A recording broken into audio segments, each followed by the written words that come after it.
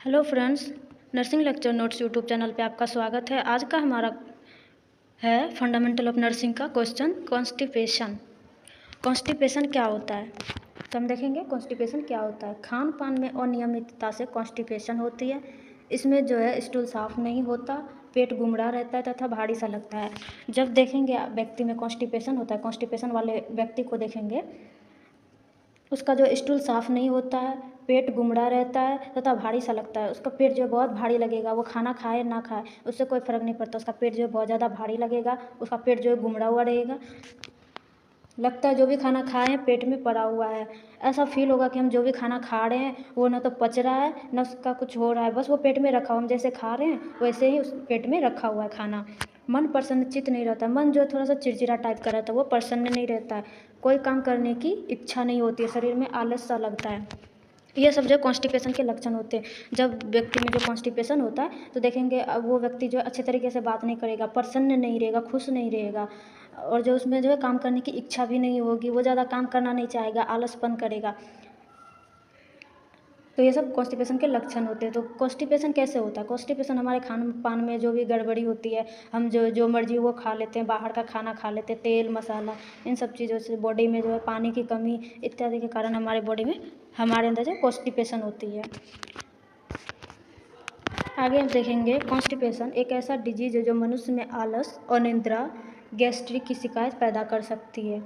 Constipation जो एक disease है जो मनुष्य में जो आलस पैदा करती है, अनिद्रा, पेशेंट को जो नींद नहीं आती है, गैस्ट्रिक की शिकायत होती है, गैस की शिकायत होती है। बराबर कॉन्स्टिपेशन रहने से व्यक्ति को पिल्स होने का भी डर रहता है, बवासीर होने का डर रहता है। यदि कॉन्स्टिपेशन हो रखा है, पेशेंट उस पर ध्यान नहीं दे रहा है या फिर लगातार कॉन्स्टिपेशन हो रहा है तो ऐसे पेशेंट में जो है बवासीर होने का डर रहता है, चांस रहता है, क्योंकि इसमें व्यक्ति को शुष्क एवं कड़ा पैखाना होता है।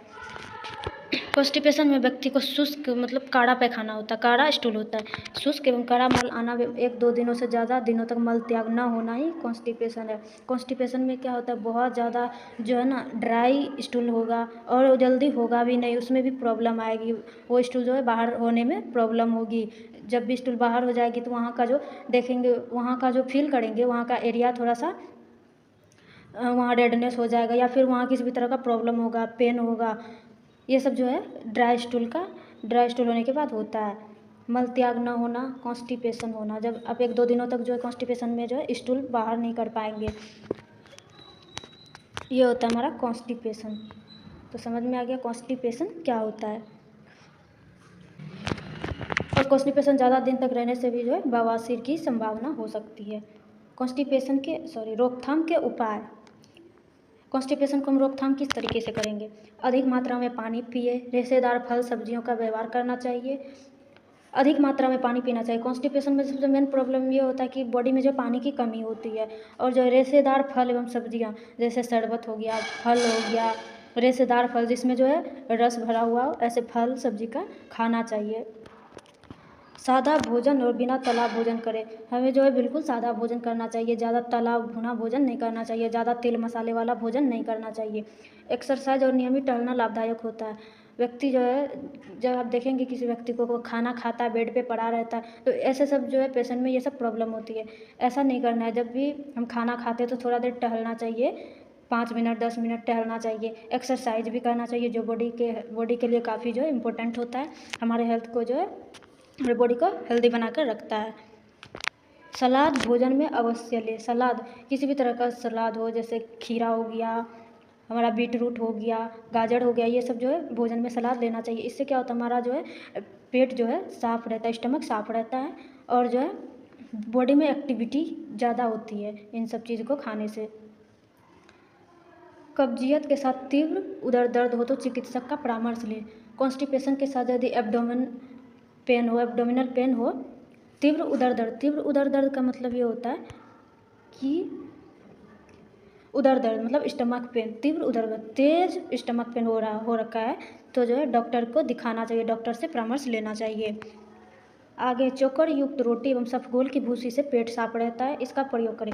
चोकर युक्त रोटी तो आपने देखा होगा, तो चोकर युक्त रोटी जो है व्यक्ति को खाना चाहिए जिसे कॉन्स्टिपेशन हो रखा है। सफगोल की भूसी आती है, उसमें यदि आप पानी मिलाएंगे ना तो वो जेल जैसा बन जाता है, वो जब पानी में मिलता है तो ऐसे पेशेंट को जो इसबगोल की भूसी लेना चाहिए। इससे जो क्या होता है उसका पेट साफ रहता है, उसके पेट में जो ड्राई स्टूल है वो जो है नरम होता है, क्योंकि इसबगोल की भूसी में यदि नम में मिलता है, पानी में मिलता है तो वो जेल जैसा बना लेता है। इससे जो है स्टूल में जो है थोड़ा सा स्टूल को फिसलने वाला बना लेता है, जिससे जो है हमारा पेट साफ हो जाता है। इसलिए जो इसबगोल की भूसी का प्रयोग करना चाहिए। बेल और बेल का शरबत शुष्क मल निष्कासन में सहायक होता है। बेल तो आपने देखा होगा, मार्केट वगैरह में भी मिल जाता है। अभी बेल खाना चाहिए, बेल का शरबत बना के पीना चाहिए। इससे क्या होता है, ड्राई जो मल होता है वो बाहर निकालने में मदद करता है, उसके एक्सक्रिएशन में मदद करता है। गर्म दूध रात में सोते समय सेवन करना चाहिए। गर्म दूध भी हमारे कॉन्स्टिपेशन के लिए बहुत ज़्यादा हेल्पफुल होती है, तो गर्म दूध ही पीना चाहिए। तो हमने देखा कि कॉन्स्टिपेशन का रोकथाम के उपाय क्या है। उपाय ये सब आप अपनाएंगे तो ये सब ज़्यादातर ये घरेलू उपाय है, इसे अपनाएंगे तो ठीक हो सकता है। यदि फिर भी ठीक नहीं हो रहा है तो आप डॉक्टर से जाकर एडवाइस ज़रूर लें। आगे हमारा उपचार, रात में सोते समय जलैक्स, क्रीमालैक्स, मृदु विरेचक मृदु विरेचक को लैक्जेटिव कहा जाता है, आदि लेने से सुबह पेट साफ हो जाता है। इसकी 1-2 गोली रात में गर्म पानी के साथ सोने से पहले ले लेना चाहिए। रात में सोते समय जो है डुलैक्स या डुलैक्स बोला जाता है टैबलेट को, डुलैक्स, क्रीमालैक्स, लैक्जेटिव जो ड्रग्स आते हैं, लैक्जेटिव में जो भी ड्रग्स आते हैं वो क्या करता है, हमारा ड्राई जो स्टूल होता है उसे जो है नरम बनाने का कार्य करता है, जिससे कि वो बॉडी से बाहर हो सके। मल का जो है कड़ा हो जाना या फिर ड्राई हो जाने के कारण जो है वो पेट में पड़ा रहता है, वो बाहर नहीं आ पाता है। इसलिए जो है लैक्जेटिव में जो भी ड्रग आती है वो सब क्या करता है, मल को नरम बनाता है और हमारे बॉडी से एक्सक्रिएशन करने में उसका मदद करता है। ये सब जो हमारे मेडिसिन है, डुलैक्स, क्रीमालैक्स और लैक्जेटिव में जो है ये सब मेडिसिन आता है। इसे रात में लेना चाहिए और गर्म पानी के साथ लेना चाहिए।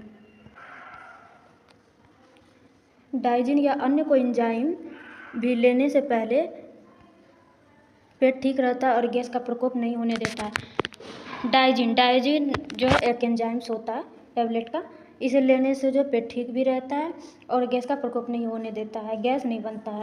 मैग्नीशियम हाइड्रोक्साइड या मैग्नीशियम सल्फेट प्रयोग करने से शुष्क मल को मुलायम करता है और पेट साफ कर देता है। मैग्नीशियम हाइड्रोक्साइड या मैग्नीशियम सल्फेट इसका यदि प्रयोग करता है तो मतलब इसको यदि लिया जाता है तो शुष्क मल यानी ड्राई जो स्टूल होता है वो नरम होता है और पेट साफ रहता है।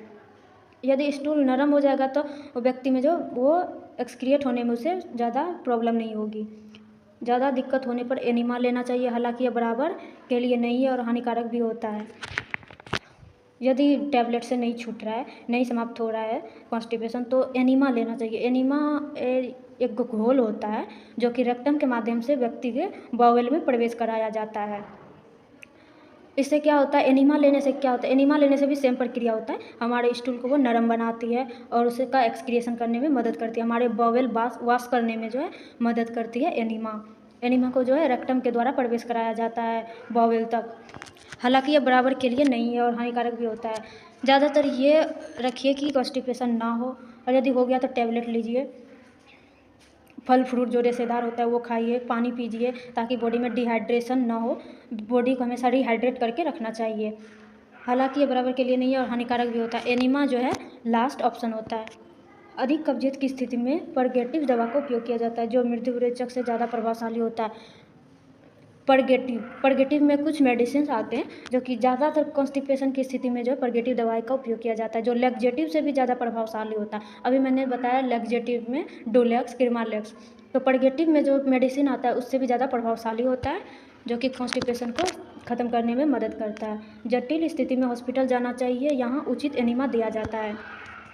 जटिल स्थिति में यदि फिर भी एनिमा बहुत ज़्यादा हद तक है तो जो है हॉस्पिटल जाना चाहिए, वहाँ से एनिमा लेना चाहिए। एनिमा जो है बॉडी के लिए काफ़ी हेल्पफुल हो सकती है।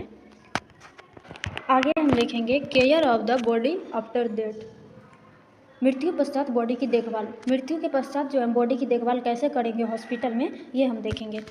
मरणासन पश्चात शरीर की देखभाल निम्न प्रकार से की जानी चाहिए। मरने के पश्चात जो बॉडी की केयर हम किस प्रकार से करेंगे, तो आइए देखते हैं। फर्स्ट हमारा चिकित्सक के द्वारा रोगी को मृत घोषित करने के उपरांत परिजन को चिकित्सक का मृत्यु प्रमाण पत्र दिया जाता है।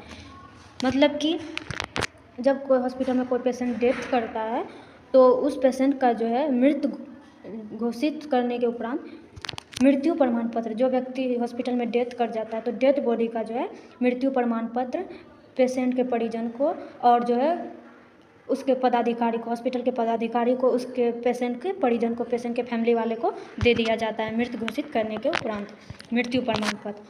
सेकेंड है हमारा, रोगी को बिस्तर पर से ले जाते समय उस शरीर को चादर से मुंह तक ढक दिया जाता है। जब भी पेशेंट को बिस्तर पर से ले जाया जाता है किसी वार्ड में, वो डेथ कर गया तो उस डेड बॉडी को ले जाते समय जो उसके मुंह को, उसके बॉडी को पूरा जो है चादर से ढक दिया जाता है। आगे हमारा, पेशेंट को आँखों को सरलतापूर्वक बंद कर देनी चाहिए। आप देखते होंगे जो भी व्यक्ति कोई डेथ कर गया हो, कोई डेड बॉडी हो, तो उसका आँख यदि खुला रह गया है तो उसके आँखों को जो है बंद कर देना चाहिए। पेशेंट के शरीर को पीठ के बल लेटाया जाता है। पेशेंट को जो पीठ के बल लेटाया जाता है मतलब जो है सुपाइन पोजीशन में लेटाया जाता है।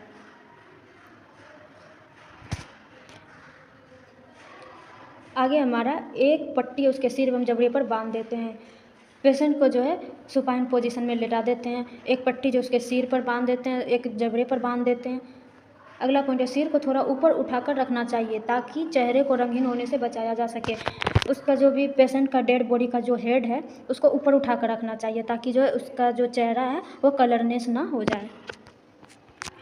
पेशेंट की सारी आईवी फ्लूइड एवं नालिकाएं बंद कर देनी चाहिए। जो पेशेंट हॉस्पिटल में भर्ती होता है उसमें जो भी आईवी फ्लूइड लगा होता है, कैनुला वगैरह लगा हुआ होता है, कोई भी फीडिंग ट्यूब, नेजल ट्यूब, कोई भी ट्यूब लगा हो तो वो हटा देनी चाहिए, उसे बंद कर देनी चाहिए, क्योंकि वो डेड बॉडी है तो उसमें जो भी फ्लूइड वगैरह लगा हो उसको खोल देना चाहिए। पेशेंट के शरीर को अकड़न से बचाने के लिए सही स्थिति में रखना चाहिए। शरीर को अकड़न से बचाने के लिए, राइगर मोर्टिस इसका मतलब होता है अकड़न। जो डेड बॉडी देखते होंगे आप, वो अकड़ जाता है, इसलिए उसको जो सही स्थिति में, सही पोजीशन में रखना चाहिए ताकि बाद में कोई प्रॉब्लम ना हो। जैसे व्यक्ति सोता है सुपाइन पोजीशन में, हाथ पैर एकदम सीधा करके उस स्थिति में जो रखना चाहिए, उस पोजीशन में रखना चाहिए। सारे आभूषण निकाल देना चाहिए। यदि पेशेंट कोई गोल्ड, चांदी, सिल्वर कोई कुछ पहन रखा हो तो उसके सारे आभूषण जो है निकाल देना चाहिए, उसके फैमिली को सौंप देना चाहिए। यदि नकली दांत लगे हो तो निकाल देना चाहिए। जो डेड बॉडी में यदि नकली दांत लगा हुआ हो तो उस नकली दांत को जो है निकाल देना चाहिए।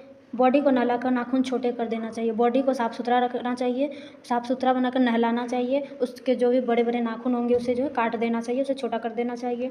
नाक एवं कान में रुई लगा देना चाहिए। डेड बॉडी में जो है नाक एवं कान में रुई लगा देना चाहिए।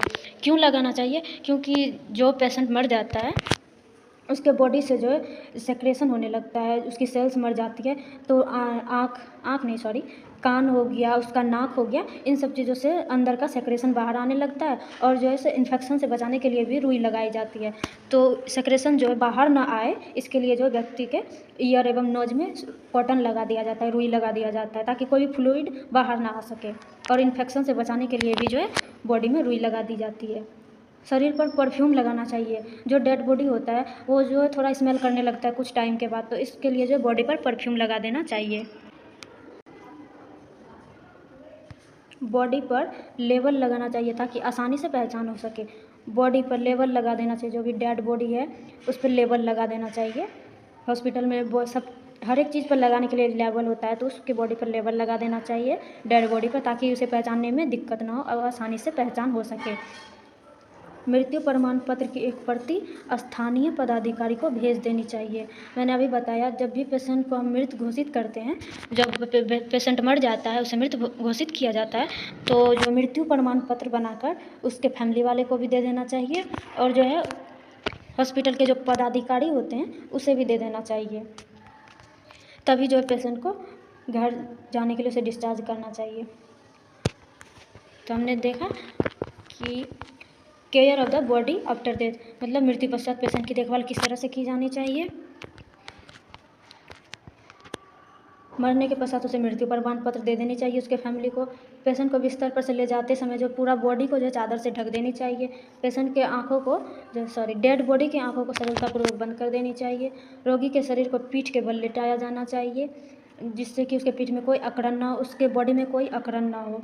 डेड बॉडी में कुछ समय के बाद उसके बॉडी में जो राइगर मोर्टिस हो जाती है जिससे उसका बॉडी को बहुत ज़्यादा अकड़ जाता है, इसलिए उसकी स्थिति को हमेशा सही रखना चाहिए। एक पट्टी उसके सिर एवं जबड़े पर बांध देना चाहिए। सिर को ऊपर उठा कर रखना चाहिए ताकि जो उसका बॉडी जो है कलरलेस होने से बचाया जा सके। पेशेंट का IV फ्लूइड जो है बंद कर देनी चाहिए। शरीर को अकड़न से बचाने के लिए सही पोजीशन में रखना चाहिए। सारे आभूषण निकाल देना चाहिए। नकली दांत यदि लगा हो तो ही निकालना चाहिए, सब दांत नहीं निकाल देना चाहिए, नकली दांत ही निकालना चाहिए। शरीर को नहलाकर नाखून छोटे कर देना चाहिए। डेड बॉडी को साफ़ सुथरा रखना चाहिए। नाक कान में रुई लगा देनी चाहिए। मैंने अभी बताया कि क्यों लगा देना चाहिए, ताकि पेशेंट को जो इन्फेक्शन होने से बचाया जा सके। परफ्यूम लगाना चाहिए उसके बॉडी पर, लेबल लगाना चाहिए और उसका जो भी मृत्यु प्रमाण पत्र है उसे जो पदाधिकारी को दे देना चाहिए। तो आज का टॉपिक हमारा यहाँ समाप्त होता है। आप लोग मेरे चैनल को लाइक, सब्सक्राइब एंड शेयर ज़रूर कीजिए और हमें सपोर्ट कीजिए।